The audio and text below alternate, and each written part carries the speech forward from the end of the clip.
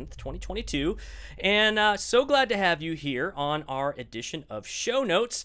It's where we take our artists who are appearing at the Museum of Making Music as part of the San Diego Sound Project, and we learn a little bit more about their lives, their careers, the evolution of where they are now, and get to find out about what we're going to hear at the concert. Today, I am so lucky to have Stacy Antonell. She is originally from San Diego, built up a career around live performances here in the area, and even in my neck of the woods up here in Temecula. Then she's gone off to discover and do so many wonderful things. She's now based in Nashville and is releasing her first full-length album under her name, Stacy Antonell. And we're going to learn more about her progression as an artist, her influences, inspirations, and what to expect at tomorrow's concert. Welcome! Thank Stacy! Yay! Yay. So glad to have you here. Man, it's, we've had you at the museum. I think the first time you performed at the museum was for one of our benefit events, right? Mm-hmm. Long time ago I think it was with Sam Hunt, right? Yep, Sam Hunt. Do you remember the artist? Was it Sonny Landreth? Could have been Graham Nash, Mavis Staples. I don't remember which one of those you performed at. We definitely did Graham Nash. Okay. And I think we also did the Take Me to the River one. Oh yeah, the Memphis one. Oh, that was fantastic. Well, you are a veteran of the museum scene, as well as we've hosted you at the NAMM show at our museum booth several occasions, and you guys tear it up every time you take the stage. So we're excited to learn about that. Can we dive in? Sure, let's do it. All right. Well, let's start early on. Let's go. I want to talk about some of your early inspirations, your musical experiences growing up. Can you recall what was one of your first musical memories, and how did that inspire you? My first musical memory is singing the musical Annie. It was the bane of my father's existence. Apparently, he threw away the cassette tape because he could not handle me listening to it anymore. So I would just walk around singing songs from Annie, and I looked exactly like Annie at the time. So, what was the big hit in the household? Probably Tomorrow. Okay. It's Only Day Away. I'll share with you that we have a Christmas ornament on our tree that plays that song, and my children, when they were younger, would push that button all the time. So I can understand your father's point of view. When did you first realize that you really wanted to be a musician?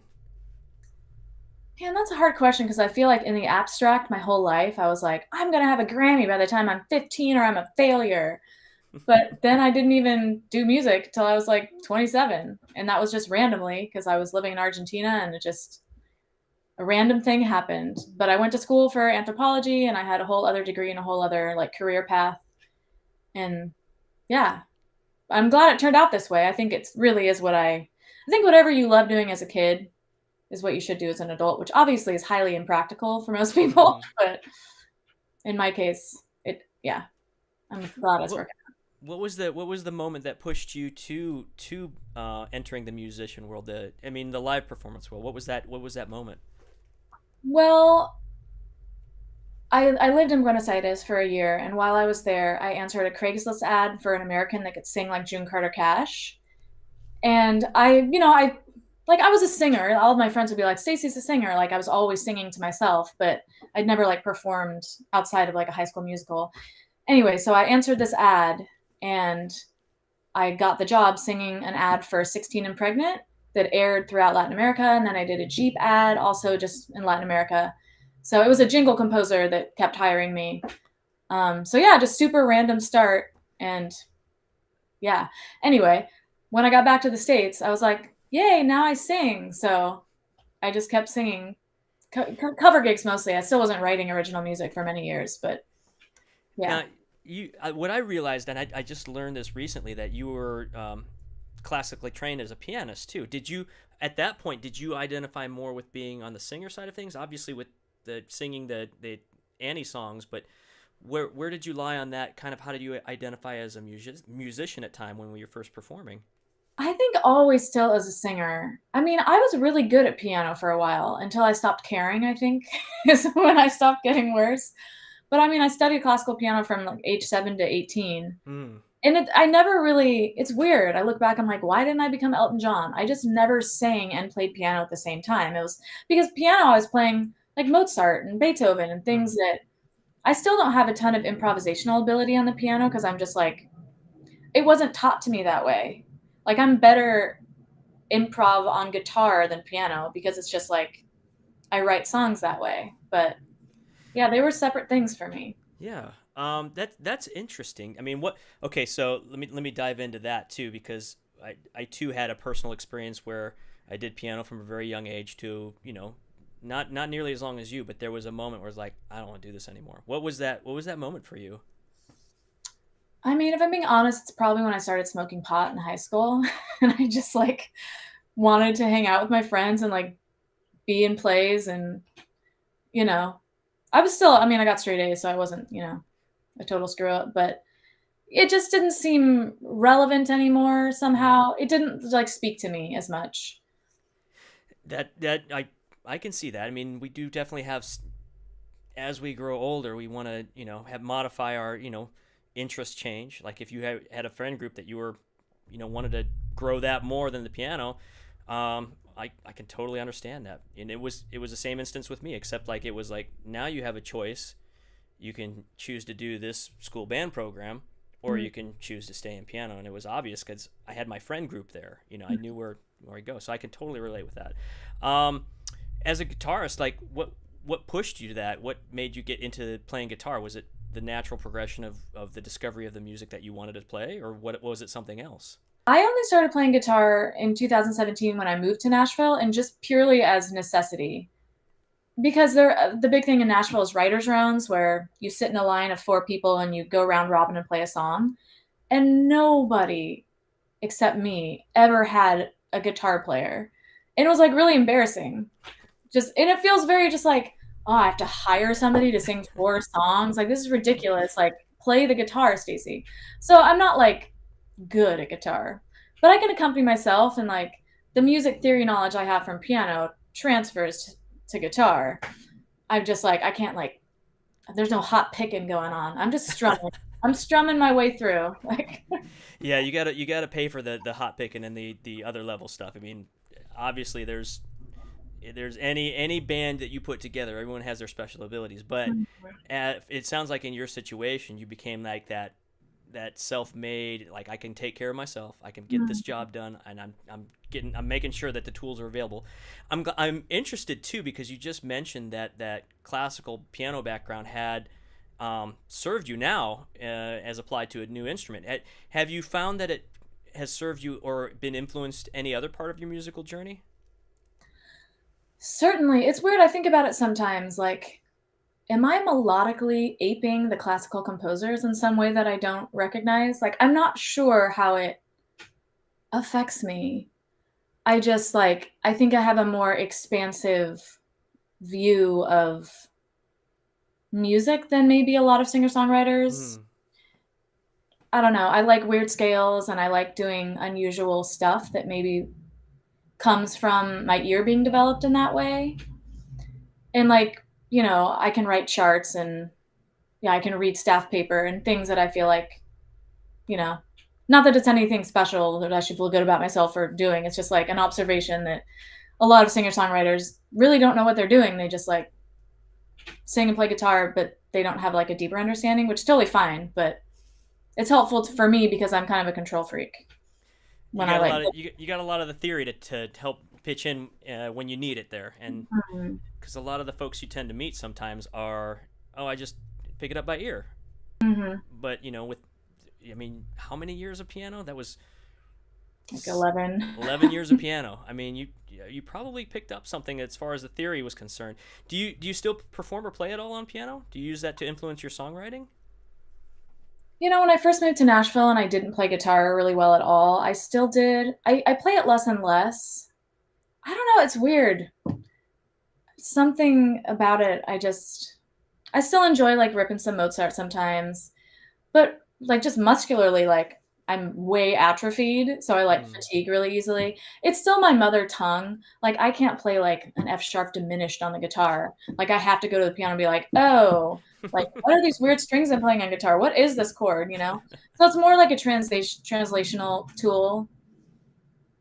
Yeah, I think just because I'm writing country music, I don't feel that piano really evokes a feeling in me as I'm writing that I Mm. the guitar thing just like seems to work better for what I'm doing now. That's awesome. Yeah, it's a really cool tool, use as a tool for the piano. Mhm. Um, it I can't translate it still. I don't know how to translate to what you're doing right now as far as on the guitar. I'm like, okay, this chord, but I'm like, I don't know where that is on a fretboard. So, I'm so glad you have that experience. Well, it's Um, so stupid because guitar has like the same note all over the place. I still find that very confusing. I'm like, can't you just be in a row like a normal instrument, you stupid thing? Like, well, moving on. and well, so you've got a pretty wide range of influences. I mean, you've described it as being influenced by Tori Amos all the way to Otis Redding. What about these artists influenced you? Tori Amos was just my like, it's my girl, man. Like, fangirled on her so hard, probably because of the piano aspect. And when I used to play piano, hers were really the only like pop songs I ever learned or Mm. cared to learn on piano. But yeah, I love Otis Redding, and that's another thing where it's difficult for me to glean what they gave me, um, because they're so far back in my musical life. Like, I didn't start writing songs till like 6, 7 years ago, and at that point, I started doing country music because I came across some like country compilation records, and I Mm. just like fell in love with that. And a big part that's kind of a big part of what got me writing, because I would write really like when I would try to write, it would be very just all over the place, like too many ideas, too many weird things. Like, wow, this song is like 6 minutes and it has like all these different parts. Like, country music helped me like put my weirdness in a very like digestible box. Like, first chorus, like just write a song. It shouldn't be this hard. So in that regard, Willie Nelson was like my guy Mm. because Awesome. he's jazz and country at the same time. He uses a lot of chromatic scales, which I love. So he was just kind of my spirit animal as I started writing songs. I think he's super clever and witty, and yeah, country wit with like jazz melody is kind of my thing. And artists like Willie, he reminds me like he's like the country version of like a Bob Dylan. He always has this wonderful story he's telling too. Do you find like you are influenced by that storytelling aspect within your own music? I don't really. It's weird. Like, when you move to Nashville, like the songwriting culture there is very like literary, and like Mm. every verse should lead into the chorus, and every time you sing the chorus, it should be heavier and more meaningful because you've given more textual evidence with each verse, and it's just very like I don't really like that. Hmm. I just I don't know. At a certain level, I don't care if you understand. Like, I'm writing this song for me, and I think it Mm-hmm. has like an emotional impact, if not like you literally understanding what I'm saying. I'm literally singing about aliens, but nobody literally, except for me, believes in aliens. So maybe you can just take the emotional message away instead of the literal one. I don't know. It's a big universe. It's a big universe out there. So I mean, that's what kind of captivated. We're gonna get to it later.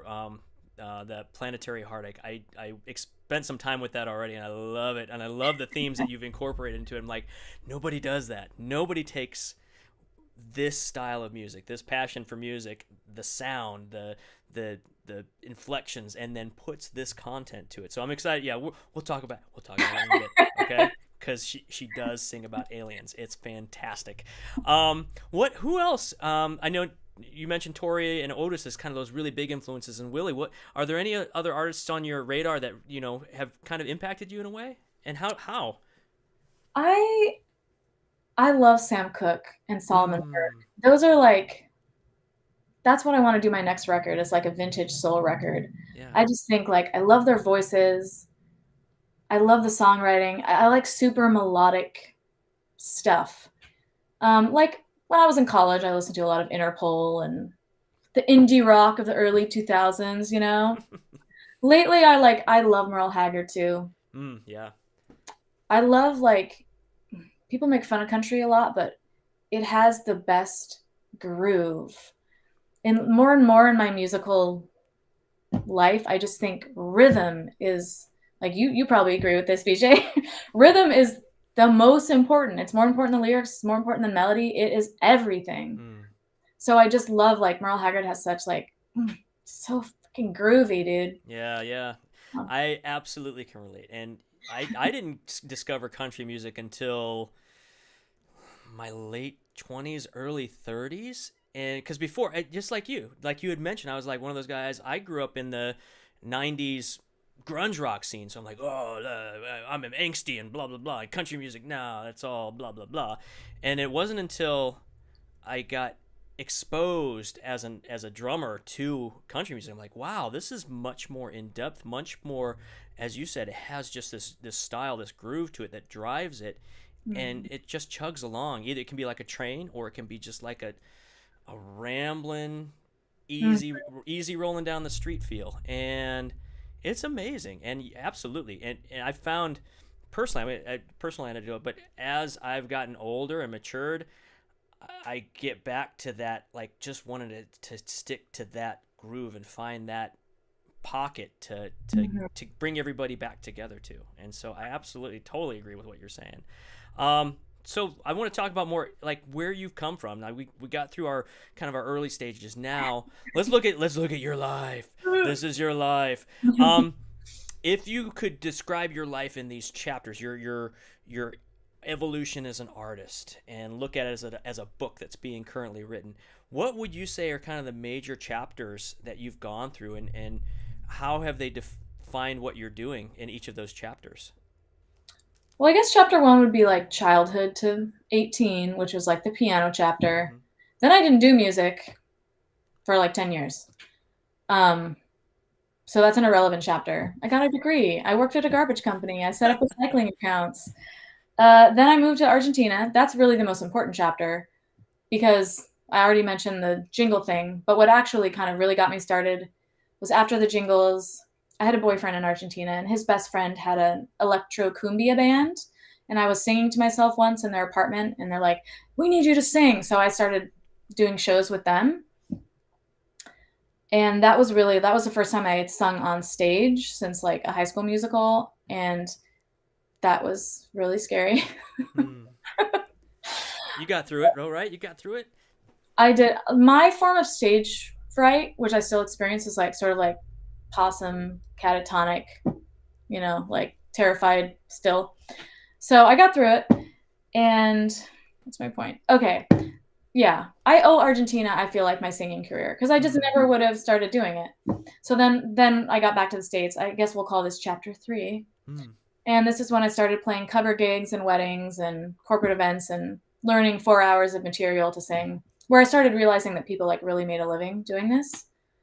And the chapter after that is when I moved to Nashville, which I did because I wanted to pursue original music. And I don't know, I just got tired of making people dance, Hmm. tired of people telling me to sing more upbeat songs. Right, right.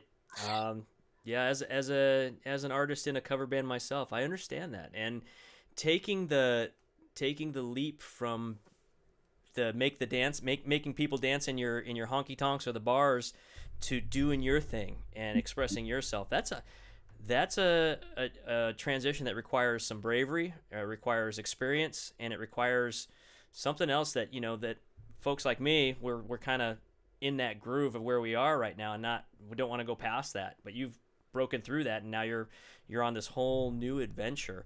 Um, it's interesting. What has kind of helped you move from each of these episodes? Is there any correlation between going from one thing to the next? I know you mentioned that the Buenos Aires is kind of like that ignition point for you, where you really kind of got that spark. What took you from that phase, and then getting back to what brought you back to San Diego? Well, literally, what brought me back was that I ran out of money. Well, Previous yeah, that'll do it. When I moved to Argentina, I lived in Berkeley because I went to Berkeley Mm, and I like lived up there. And then I don't know, I didn't have any money and I didn't know what I wanted to do. Like I knew mm, I didn't want to go back to working in the solid waste industry. Like yeah. so I just came back to my mom's house in Ocean Beach and thought I'd be there for like a couple months, and 7 years later I had to escape her oppressive maternal energy. No. So That's like the worst part of it. I was like, I gotta stop living at home. Get out. and then Nashville was the next logical choice. Nashville, yeah, I feel like every move has just been like, I just don't want to do the thing I'm doing anymore, which is not Mm, a very compelling answer, but it annoys me when people are like, covers aren't music, only original. I'm just like, music is music, and there's nothing wrong with singing covers. Having said that, I grow increasingly tired of singing covers. Hmm. So I just, yeah, I wanted to like write my own songs and see if I could do it. And yeah, and I just didn't personally feel like San Diego was the right environment for that. I think the scene here is really cool now. I think it's gotten a lot Hmm. better in a short amount of time. But at the time, I didn't feel like there was a lot of Americana country, at least not in my world. Like I didn't want to be Jason Mraz or Jack Johnson or Jewel, and I feel like that was the primary kind of people that come here to like they want to be that songwriter. I'm like, well, Yeah. and I love Jewel. I grew up listening to Hmm. Jewel. I used to see her, Java Joe's with Steve Poltz. Like, but I don't know. It's been done now. Let's move on. Yeah, yeah. I mean, they definitely it was a different genre entirely, a different market space. Mhm. And I know San Diego had really strong country roots a long time ago, like 50s, 60s, 70s. And it still is, there's still threads of it, but I've never seen San Diego as a really big country town personally. Mhm. There's pockets of it, and certainly what you invented with the cover market, um, and the brand that you built up at that time, it was definitely obvious that there's a demand and there was a need for that music. But as an original artist, it's a completely different idea. And yeah, the Mrazes, which we're lucky to have him still in the community, has his own coffee place in Encinitas, and I Hmm. think he's growing avocados. And we actually had the good fortune of him stopping by the museum Oh, for cool. his oral history program there. So he's still local, still doing his thing, and yeah, but that it was a completely different vibe and something that I don't, as you mentioned, I don't know that it was completely ready for the what you're accomplishing right now. So Hmm. you absolutely, I haven't really inserted myself into that scene for a long time. I've kind of like museum and then doing my own little stuff, but I haven't had the opportunity to see where it's gone from there. I need to get outside once in a while, go see what's happening. But it's exciting that you are observing this and making yourself part of that space when you can. It's definitely good to have you back in San Diego when you can spend some time here. Um, what have you taken? Like, let's talk about some of your travels. Buenos Aires, that's awesome, and it's such a great uh, turning point for you as that, like we said, that inflection point in your career. Um, but you've toured. I mean, you've toured throughout the U.S. You've Mhm. landed in Nashville. You've been to San Diego. So you got your Midwest experience. You got your West Coast experience. You've got your South American experience. You have European experience as a touring artist, right? And so, what have you been able to pull out, like stylistically, influentially, from these different regions that you feel have contributed to what you're doing now?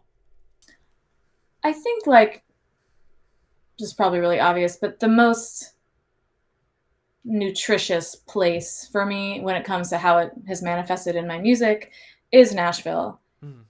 And not even because it's a country place, it's just like a music place.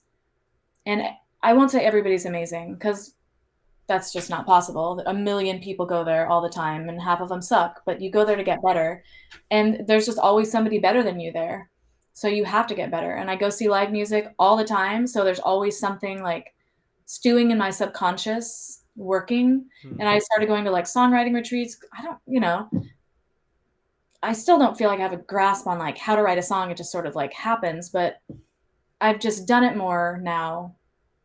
And there's a community of people there that I can share my songs with, whose opinions I trust. And yeah, I don't know that I got a whole lot musically out of Argentina, other than like it, starting my career. But I don't ever listen to cumbia. I mean, I do speak Spanish and I sing in Spanish, so it Hmm. gave me that, which I really enjoy. I sing in French too. Like I think that is really cool. Yeah. Well, I mean, yeah, I mean, being involved in like an electro cumbia band, which I'm gonna go to Spotify after we're done today and go check out electro cumbia because I mean I love South American music, I love Latin music and the flavors of that, and there's just so many styles to go to. But um, I would say that coming away from that, I listening to your music, I don't hear it, but yeah, it may be affecting it in ways you don't even know yet. But Totally. I can definitely appreciate your move to Nashville and letting that help mature your music and help guide you through that. Do you feel like you'd ever be able to do something like that, have that same experience in a different location? Let's say like in a San Diego or a Seattle or something like that. What you've gotten out of Nashville, do you think it's even applicable in other locations? Just not in the same way. It's just such a unique town. Maybe Austin, probably New York City. I think there's a lot of value in San Diego's jazz scene. And that actually, after I shit talk San Diego, I'll be like, that is kind of what I got out of San Diego Mm, musically, is just, I would never call myself a jazz singer because any real jazzer would be like, no. But mm, I started going to jams and I really melodically, harmonically, chordally, all the standards are so, I don't know, just cool and rich. And mm, I think that's where a lot of my writing comes from. And I vocally, I just like to do whatever I want. I kind of just like feel like I'm a jazz singer over country platform because I never sing a song the same way twice. And that's seems weird to me why anyone would do that. But mm. I just like trying shit out with my voice. So sorry, everybody. Are we going to get charged by the FCC? No, no, no, no. We're on the internet. It's free speech. We're good.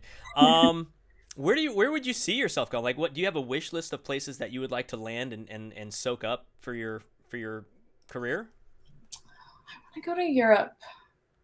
What part of Europe? I mean, it's a big place. There's lots of different things going on there. I want to go to Spain, but I do. I love Spain and I love Madrid. Everybody go to Hmm. Madrid, not Barcelona. Barcelona's cool, but Madrid is like real.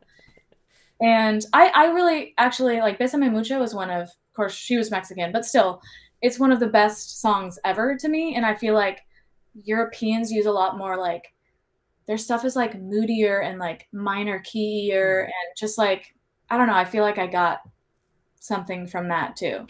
I used to live in Scotland, Right on. Right but I on. nothing came from there. Just backside. My mother was born there, so I mean, that Oh, was kind of cool. important. So yeah, no, I give props to Scotland. Yeah. Yeah, if I see you on stage with a set of bagpipes, I know where you got it from. I know where you got it from. Can you All right, speak in Scottish brogue? what's that? Can you speak in a Scottish? Only under certain circumstances that involve adult beverages. Okay, I So was just gonna say. I don't. I can't do it on a whim. My mother can, and my grandparents. I mean, they're gone now, but that was what we grew up with. Their accents and shortbread, lots of shortbread. So I do Yeah. miss it, but that's really cool. I didn't know you had a stint in Scotland too. I would like to talk about what you're doing right now, the Stacy Antonell. So the past few years, obviously we had something going on. We had to stay indoors for a little bit, but it feels like during that time, even before that time, as you say, you kind of were done with the playing other people's music for entertaining others, and you were ready to kind of move on for that. And that's like I said, it's really really special. Now, many of us, and I don't know if I'm allowed to say the words the ginger cowgirl. Can I mention that? Is that Yeah, okay? go for it. Because many of us here in town knew you as the ginger cowgirl, and you and I were talking earlier that people think your name is Ginger, and it's like, so you're trying to you've broken free, and now I feel like we're watching you just kind of enter the scene, bust into the room and say, hey. I am Stacy Antonell. Like, this is me. This is the Stacy Antonell. Here's what I've got, and here's what I'm gonna throw down. Um, what is your take on this new phase where you are right now, being John Malkovich, being Stacy Antonell? What's it about? What's it like? What are you experiencing now? Creating, not creating, but being you. You already are you, but now telling everybody what it's like to be you. I guess like for the most part I feel the same. I just feel like I don't know. My musical interests are very varied and I just like I feel like most people with the advent of the internet like there are a lot of genres floating around and a lot of music that I grew up loving, which was never country. And I obviously have a great love for country and that's why I started Ginger Cowgirl. I just feel like I don't want to be like shackled to that name for the rest of my life. Like I don't want to make country music always. And I Mm-hmm. went back and forth a lot because a lot of people are like, you don't have to make country music if you're not. You can do whatever you want. But I'm like, really though? Ginger Cowgirl. I feel like that's almost like false advertising. Like, here's a big band jazz album under Ginger. Like, not that I'm ever gonna make a big band jazz album, but like, I just kind of it felt more me. I feel like Ginger Cowgirl is essentially like a classic country dance band. Hmm. And I've already mentioned this, but I need to get over myself. But like, I kind of have like a trauma about for so many years people just being like, play something we can dance to, and it's just like Hmm. I just don't even understand what that means. Almost like this has a beat. Why aren't you dancing? So I just kind of wanted to like feel free to do whatever I want musically, Hmm. and some of it will be danceable and some of it won't. So yeah, I mean, this album, it's weird. I don't think it's not country. Do you think it's country? I don't know. I can't figure it out. Based upon what I've heard, it's really, I mean, just the one song. I haven't had a chance to sample the whole album, so I'm gonna treat myself to that. But based upon that Planetary Heartache, it has so many rich influences from that, that original country sound. But Mhm. also, I mean, yeah, you're despite you not defining yourself as a jazz artist as compared to people who consider themselves jazz artists, it's there. I mean, you can definitely feel that, the soariness all over the place, and just kind of the freedom of it.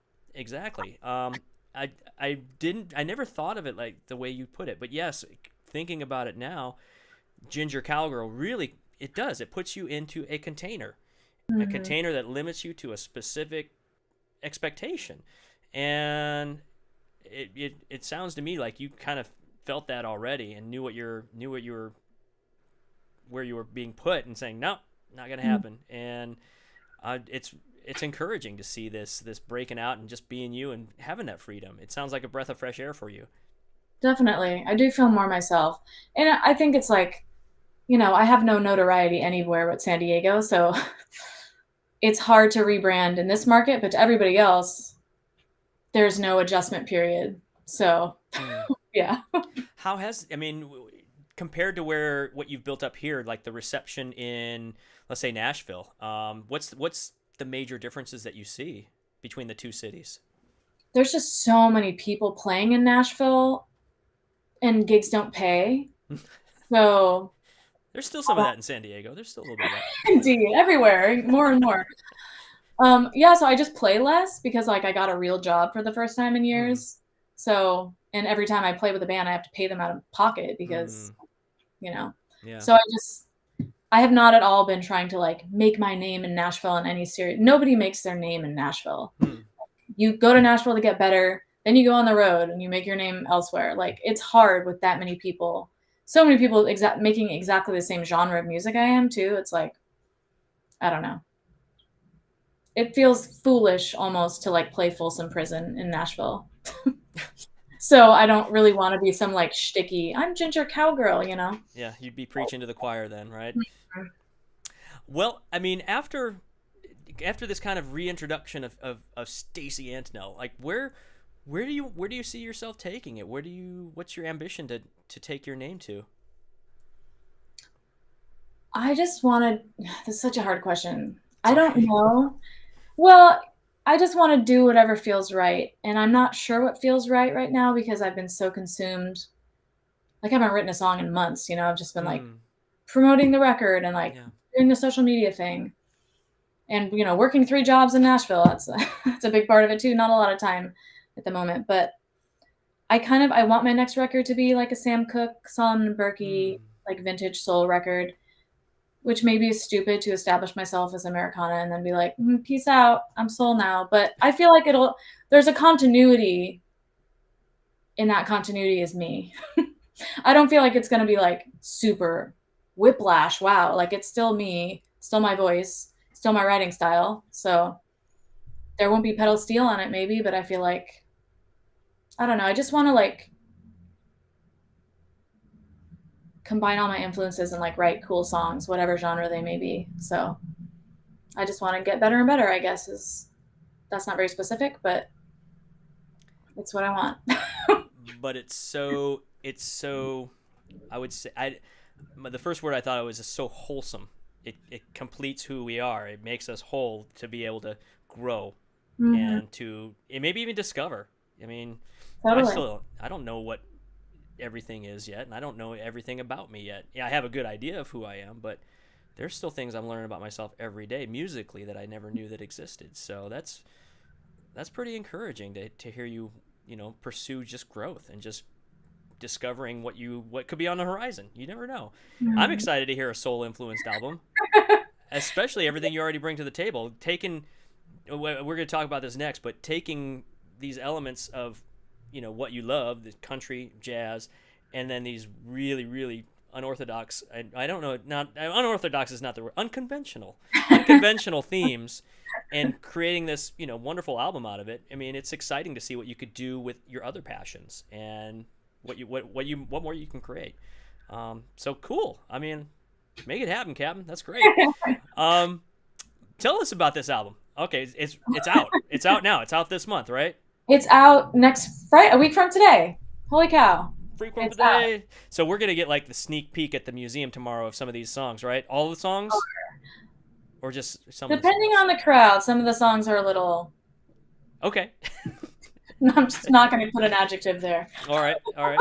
So tell me about putting this album together. Tell us what you were. I love to hear about the process. I love to hear about the process of creating an album, creating the songs, and then also I love to kind of hear like who you brought to the table as far as talent was concerned, like the artists you have contributing to this, and how they influenced you and how you influenced their work too, because it's a two-way street. So describe what it was like putting this album together first.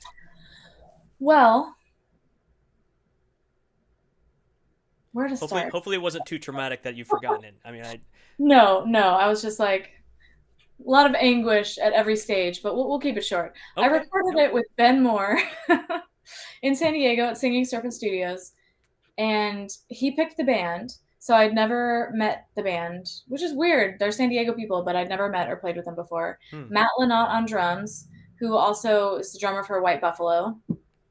Um, Jason Littlefield on bass. He's like, I'm really shocked I'd never met him because he's just been gigging here forever. He's awesome. Hmm, Um, Doug Pettibone on pedal steel and acoustic guitar. He played for Steve Poltz, Lucinda Williams, and so that was pretty cool. He's very much not a Nashville style pedal steel player, which I actually really like. It wasn't like super like weepy pedal steel. It's more, I don't know. When I listen back on the record, I'm like, I was a doubter in the moment, hmm. but like now I think his steel really added. It has so much personality. So yeah, and then my guitarist is Paul Scroy. He's Nashville based. Yeah, he's amazing. He won second place at last year. He's second best bluegrass flat picker in the country according to the Jeez. contest. So Wow. yeah. So, but he. That's why I love him because he can do everything. Like if I want to do a jazz standard, he's like, I'm here. If we want to do bluegrass, country, it's like what he doesn't like is 80s and 90s pop. So Reserve that for the cover bands. Let them take care of that stuff. but yeah, so we recorded all the songs in 3 days, which is we did 12 songs actually in 3 days, which is really a lot. So That seems bananas to me. That schedule seems insane. we had we had two rehearsals the prior week for a couple hours. So we generally knew where we were going to take things, but in the moment, there's not a whole lot of room for let's try this and Hmm. which I that's nobody's reality unless you're on a label because time is money and nobody has any of it. So Yeah. Yeah. you just like it's all about being prepared before you go in the studio, but it was COVID, so there wasn't a lot of opportunity to prepare. So we just went in there and did it, and it was stressful. I'm not gonna lie, I was stressed. Hmm. What was But it? What was it? Oh, sorry. Go ahead. Go ahead. I did vocals another day, so we didn't have to have everything finished, but all the band finished. Awesome. What was the most challenging aspect of it? Just not having the time to get everybody together to work on stuff, or not having the. I'll let you talk about it. What do you consider the most challenging part of that? I guess like not being able to translate what I hear in my head into real life. Hmm. and just being like, no, it should be this way. What way, Stacy? Well, just this way. Like, I can't tell you, but I'll know when I hear it. Well, we got an hour. So, and I'm a person that like stews on things. Just, I'm not sure if this is the right thing. I need to think about it for a while. And you Yeah. just don't have that luxury in Hmm. that environment. Interesting. If you could do it again, I mean, the album is, from what I've heard so far, really, really, really fantastic. So I mean, as it sounds like a wonderful, wonderful compilation. But if you had the chance to do it again, would you change anything? I don't think I would.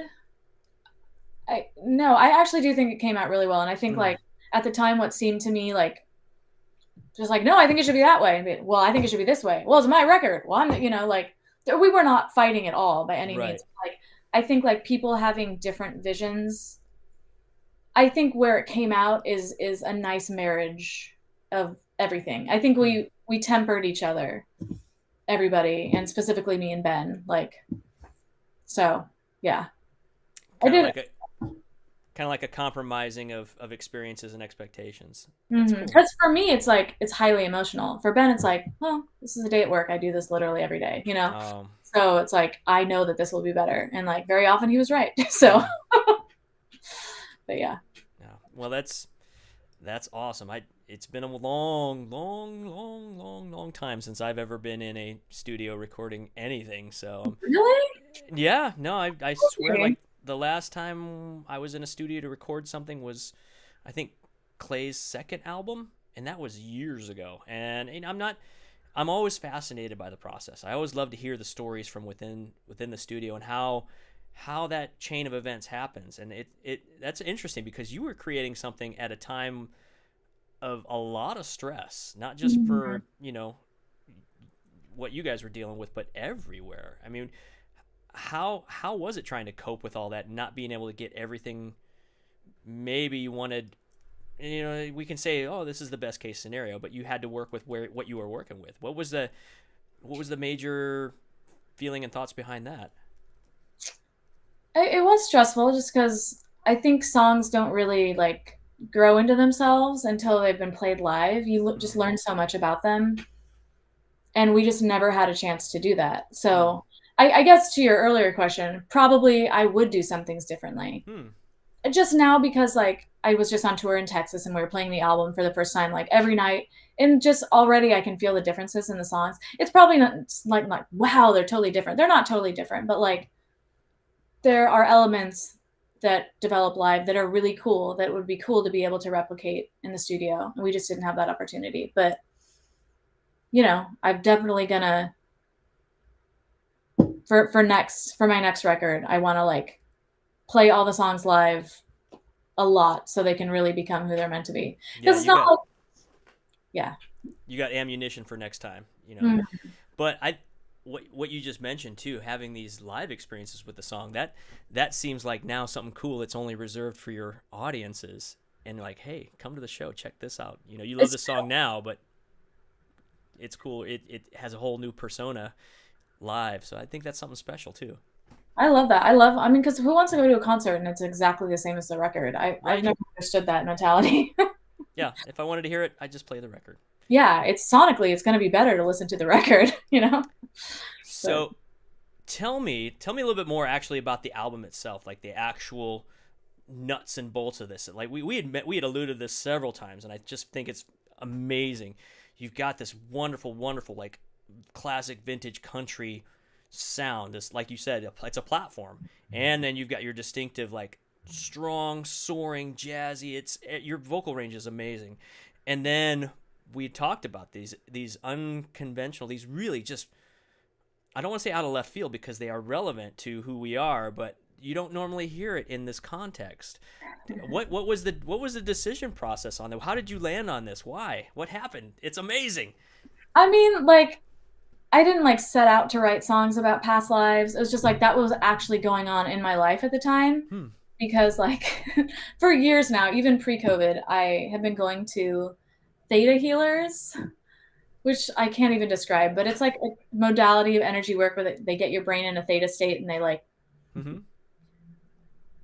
I don't know, unentrench bad synaptical patterns and thought beliefs. And anyway, it's, it's literally inexplicable, even for the people that do it. I feel like, there's a lot of haters, which is not relevant. I don't know why I bring them up because, okay, some people, when I tell them that, they're like, oh, it's like a machine that you hook up to your brain. I'm like, no, it's nothing purely scientific. Anyway, I've learned a lot of insights from them about my past lives. And one of them told me once that prior to being incarnated as Stacy Antonel, I was in a formless mathematical plane for hundreds of years, and so this is my first time back on Earth in a long time, which is why everything just seems like bizarre, and like human relationship seems very absurd to me. And why are you doing that? Everything just seems weird. Like my whole life, I've just been like watching, like the observer. Like that's why the album's called Always the Outsider, because everything just feels very bizarre. And yeah, so essentially she's like, you're a foreign exchange student on planet Earth. You're just like wandering around, learning the ways of the Earthling race, so you can become one of them. So that and many other past life insights have also come. So I was also in a relationship during COVID. That's what the song that we're going to hear is about. And in the song, I'm singing like that an alien left me, but in actuality, I am the alien in the song. So yeah, that's that. And then, yeah. I think, no, this is fascinating. It's extremely personal. I had no idea. I mean, if I was to interpret it like, oh, maybe you were influenced by these science fiction themes or science, things that you enjoy. But if this is I had no idea. That's amazing though. Like entering these fugue states and having these discovery moments and realizing things that you might not truly have known existed about yourself. And sometimes you have to enter those fugue states to get to that point, or to get to that narrative about what exists that you didn't realize it existed before. So that's fascinating. And to be able to take those experiences which are extremely atypical from, like, I would say general people, what they consider normal, but it's I've never heard of that being done before. So it's fascinating that you're actually doing that and sharing it too. Cause that is cool. It is so cool. I'm so glad you did that. Let me see. I had another. No, that's exactly what I want to cover with the album. I just wanted to explore that, where these themes came from, and that's fascinating. We do have a track. We do have that track. I want to share this Planetary Heartache, and I'm glad you commented on it. So let's go to that right now. I'm gonna fire it up. We're gonna get into our little shared listening space. Here we go. Welcome to the listening room. Let's kick this off, and then I want to talk just a little bit about it too, because it's a wonderfully produced video, and I want to talk about what I've kind of. I want you to kind of take what I interpret of this and maybe expand upon it a little bit. Okay, ready? Cool. Here we go.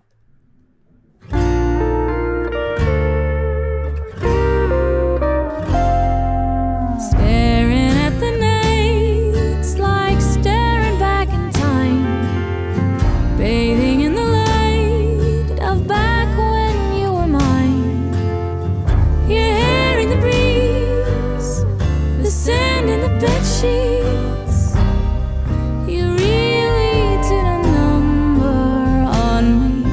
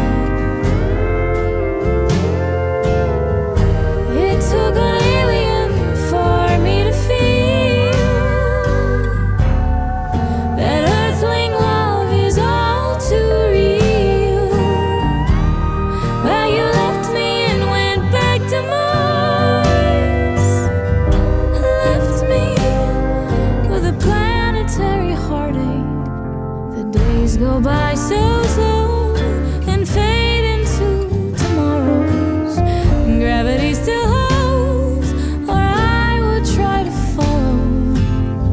Was I just a flame? Baby, I'm drowning. You really did a number on me.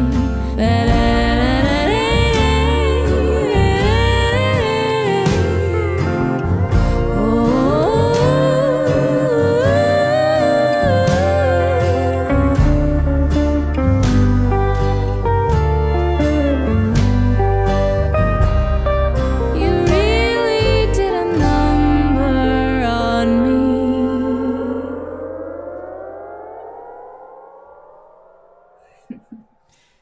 That's so cool. Oh my gosh, that's a good song.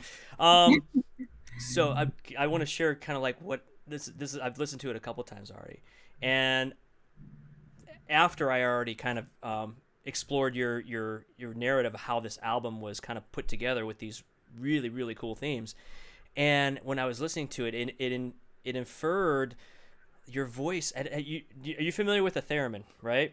Yeah. So Yeah. it's this weird instrument that was invented in the 1920s. You don't touch it to play it. Has this soaring thing. So what the people who are the most accomplished on this instrument, the virtuoso of theremin, which there's not a whole lot of folks out there that do this, but they strive to create this vocalization, like it can be akin to like a cello or a soprano. And I imagine that they can only hope to acquire what you put on that album with these soaring vocals, because it just reminds me of that spaciness, that haunting quality, and especially the vibrato that you put in your voice. It's just it's so cool that it mirrors that spacey sci-fi quality of this theremin, but it takes it completely out of context because it's this gorgeous country theme. And again, the other element that adds to that is that lap steel, because the theremin slides. It doesn't necessarily land on a note like you would expect it to. It slides and it oozes into those notes and just kind of takes you everywhere. And so this wild, just high, beautiful, soaring range of this vocal theremin combined with this cello-esque slap steel. You took everything out, all the weird uncanny valley elements of the theremin, and have all this gorgeous, like when you distill spirits, all the really good stuff like is on the top, and it's like, wow, okay, I get it now. But it's just what you've done with it is so cool. I don't know if that was intentional or just a happy byproduct of what you're able to do with the music. It was a happy byproduct. Hold on a second. No worries. Sorry, my guitar player just flew in and he's like, yeah, 1 second, I'll be right back. Okay, no problem. I'll hang out. So tomorrow night, I'll talk to everyone out there. Tomorrow night, we've actually got Stacy coming to the museum. This is part of the San Diego Sound Project concert series, a series where we actually highlight up-and-coming artists in San Diego with their bands and artists, their original music. And so we're going to be welcoming Stacy to the museum tomorrow, Saturday, June 11th at 7 p.m. You can get tickets at the museumofmakingmusic.org. And we also have a live stream. We're going to be streaming this event live. You can RSVP on the museum's website. Just visit museumofmakingmusic.org. Go to our events page, and there you can either purchase tickets for the in-person experience, where we'll be welcoming Stacy and her band to the stage. Or if you can't make it to San Diego or Carlsbad, you can always RSVP for that free online streaming experience. So it looks like we got Stacy back in the house. Welcome Sorry, back. No, guitar player just flew in from Nashville, landed at my door, dog started barking. Now I'm here. Cool. I had plenty to talk about. We can cut off the upcoming events segment at the end of the show now, so you saved us some time. Anyway, please, we were talking about like these really cool sci-fi elements that not unplanned. They were unplanned, but they just happened to be in there. I wanted you to kind of maybe discuss a little bit more about that. Share your thoughts on that. Yes. It wasn't intentional. I don't know. At some level, I think maybe subconsciously it was, because like I kind of have the same thought as you. And like that's why I really wanted the pedal steel player at the end to go like Yeah. spaceship going up. And then like Ben Moore actually played B3 organ on it too, Oh, cool. which I think also, has a weird like theremin-y Mm-hmm. feeling. So yeah, it's random. And in the video I wanted to like be a literal alien. Oh, wow. But then I'm like, no, that's a little too on the nose. Let's make this an Earthling story. That's nice because you leave it a little bit up to your interpretation of the viewer to determine what is really going on here. What's the story? I really did date the guy in the video. Oh, wow. Okay. Yeah. And my mom was like, he needs to brush his hair. And you're like, he does need to brush his hair. I should have noticed that. Awesome. Well, let's talk about tomorrow night. You're coming to the museum. You got a couple musicians who are going to be on stage with you. Let's kind of do a pre-introduction of what that experience is going to be like. What can people expect to hear at the show, and what should they listen for? So originally it was going to be a trio with me and my guitarist Paul Story, who also played on the album that I mentioned, as well as a really excellent mandolin player whose girlfriend got COVID on Wednesday. So he's no longer flying in from Utah, which is super bummer. And, 2 days before Saturday night, it was tough to find a replacement, let me tell you. But I lucked out in getting Harley Maxino on bass, who I've been playing with for years too. So it's going to be less bluegrassy than I had hoped just because of the lack of Mando. But now I think we're just going to like lean in more to the jazzier side because Harley and I have played jazz together for years. So it's going to be all my original stuff from this album as well as my last Ginger Cowgirl EP. Mm-hmm. And then just a random assemblage of like 70s country songs that I really love. And, we are going to do some bluegrass. And cool jazz standards. What to listen for? Yeah.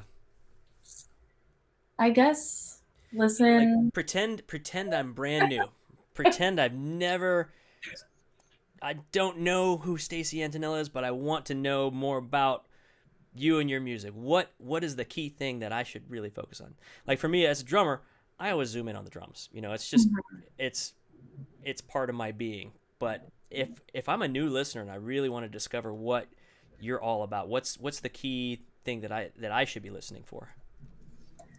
I guess lyrically, I think is the heart of obviously these weird themes we've been discussing. And also I think like the interplay between Paul and I on guitar, like we've been playing together for a long time. So we have like a synergy his playing style complements, I think, the weird themes too, because he does weird stuff on guitar. So wow. Cool. You got your assignment now. You have your assignment. Listen to those lyrics, digest them because they are fantastic, and then I'll keep an eye. I'm actually running sound for you tomorrow, so I'm going to keep an eye on that interplay too. That helps me. I was actually doing that for selfish reasons. So I knew what to listen for. Cool. I'm kidding. Really. Mute me when I sound bad, okay? That's not going to happen. I'm not worried about that at all. All right, so tell us a little bit more. Where can people go to learn about you, about this new album? Where can they pick that up, and what you're going to be doing? Obviously, you're playing at the museum tomorrow night, but I know that's not the only gig you have in town or in our coast. So where can people find all this information about Stacy? All of it is at stacyantonel.com. There's a tour page. On the other show I'm doing in town is at Soda Bar on June 25th. That's my official record release party. Awesome. I'm having Sarah Petit open. A bunch of you probably know who she is. And Nick Crook is a really great songwriter who actually, he's from Texas originally, but he'd been living in San Diego for a while. Then he moved to Nashville into my house. So we became roommates, and he's just making a little trip back for this show. So yeah, it's going to be great. Please come. Awesome. StacyAntonell.com. All right. Hey, we made it to 3:00. Jeez Louise. That went really super on fast. The dot. Anything else you want to talk about that we missed? Is there anything? I had a blast. No, I guess if you know anybody up the coast that's in, we're playing in LA, in the Bay Area mostly. So if you know anyone up there, send them my way. Spread the word.